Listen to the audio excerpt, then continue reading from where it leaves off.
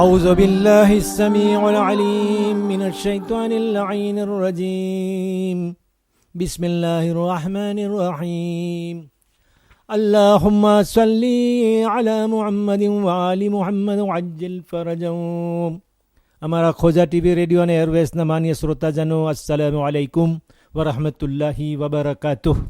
રેયુનિયન ટાપુ અને સેન્ડોની પાટનગરથી જે આ મસાઇલનો કાર્યક્રમ પ્રસારિત થઈ રહ્યો છે તેમાં મુલ્લા નિસાર રાજપાર હાજર થયા છે અને તમારી સામે સવાલ જવાબનો જે પ્રશ્ન અને ઉત્તર છે તે તમારી સામે પેશ કરે છે.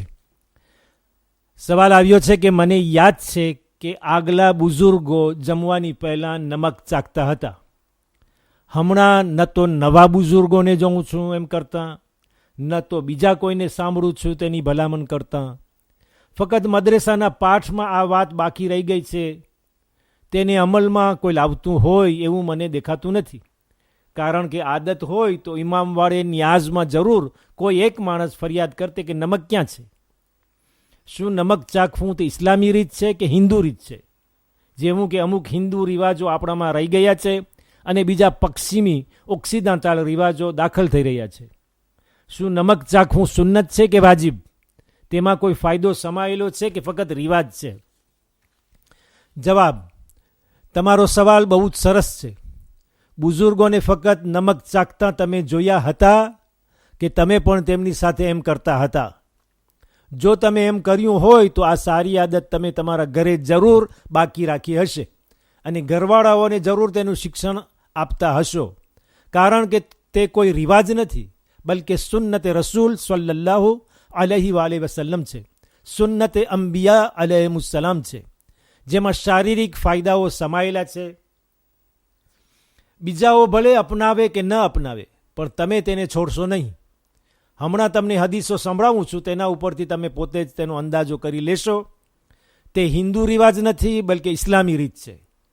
આગા સિસ્તાની સાહેબ મદ્દઝિલ્લહુલ આલી પણ તેમની તવઝીમાં ખાવાના આદાબ વિભાગમાં જણાવે છે કે જમવાની પહેલાં અને જમવા બાદ નમક લેવું મુસ્તહબ છે, સુન્નત છે, એમાં સવાબ છે. તહેઝીબુલ ઇસ્લામ કે જે અલ્લામા મજલિસી અલ્લાહુ મકામહુ ની લખેલી કિતાબ છે, એનું પુસ્તક છે. એના 25 નંબરના પેજ ઉપર હું આવું છું, જેમાં 2 હદીસો છે, 2 પેરાગ્રાફ છે, જેમાંથી હું વાંચીને તમને સંભળાવું છું. તેના ઉપરથી તમે સમજી લેશો કે નમક ચાખવું કેટલી અગત્યતા રાખે છે. એક મજબૂત હદીસમાં ખાસ એમાં લખેલું છે કે મજબૂત હદીસ એટલે બારે હદીસ, એની અંદર મનકુલ છે, એમાં લખેલું છે કે હઝરત રસૂલ ખુદા સલ્લલ્લાહુ અલૈહિ વસલ્લમે હઝરત અમીરુલ મોમિનીન આપણા પહેલા ઇમામ અલી ઇબ્ન અબી તાલિબ અલૈહિસ્સલામને ફરમાવ્યું કે યા અલી, ખાવાની પહેલા નમક ખાયા કરો. કે જે માણસ ખાવાની પહેલાં, જમવા લેવાની પહેલાં, અવ્વલ અને આખિરમાં એટલે શરૂ કરવા પહેલાં અને ખતમ કરવા વખતે નમક ખાઈ લઈએ તો ખુદાએ તાલા એનાથી 70 જાતની, એક નહીં 70 જાતની બલાઓ એનાથી દૂર રાખશે. એટલે જેની અંદર ઘણી મોટી મોટી બીમારીઓ છે. આ એક હદીસ થઈ.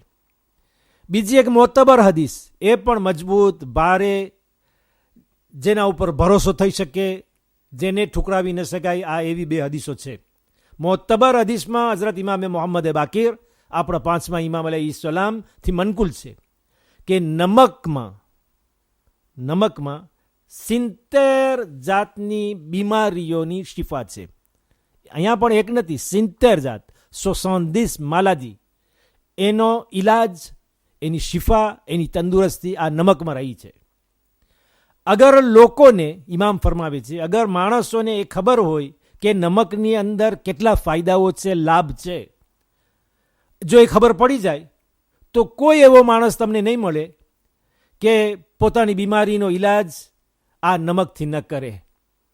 અને એનાથી વધુ ફરમાવ્યું કે હક તઆલા ખુદાબંદે કરીમે હઝરત મૂસા પૈગંબર અલૈહિસ્સલામ પર વહી મોકલી કે તમે તમારી કોમને કહો કે ખાવાની પહેલાં અને ખાવાના પછી નમક ખાય, એટલે શરૂઆત નમકથી કરે અને એનો અંતિમ ભાગ, એનો છેવટનો ભાગ પણ નમક ઉપર થાય.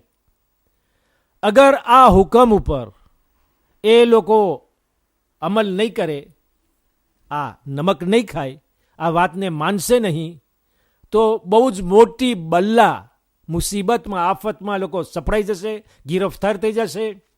અને તે વખતે એ લોકો ઉપર પોતા ઉપર વાજિબ થઈ જશે, ફરજ થઈ પડશે કે એક લોકો પોતે પોતાના ઉપર મલામત કરે, એના એકબીજા ઉપર લાનત કરે, એકબીજા ઉપર એ લોકોને બુરાઈ કરે.